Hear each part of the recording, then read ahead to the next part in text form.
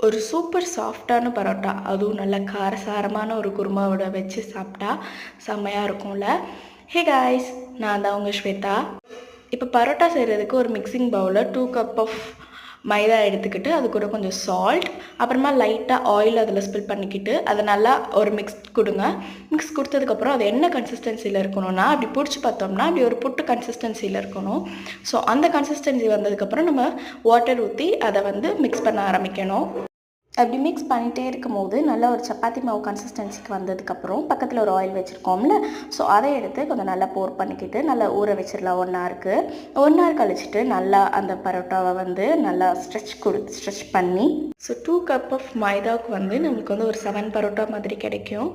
அதில் ஒரு குட்டி பீஸ் எடுத்து ஸோ அந்த மாதிரி நல்லா ஸ்ட்ரெச் பண்ணிக்கணும். நல்லா அது விரிசல் வந்தாலும் பரவாயில்ல. ஸோ அந்த மாதிரி நல்லா இது பண்ணிக்கிட்டு ஒரு நைஃப் எடுத்து அழகாக அப்படி ஒரு மாதிரி கோடு போட்டுக்கிட்டு, ஸோ அது இந்த மாதிரி பண்ணுறதுலேருந்து தான் நம்மளுக்கு வந்து ஒரு நல்ல ஒரு சூப்பரான ஒரு சாஃப்டான ஒரு பரோட்டாவும் கிடைக்கும்.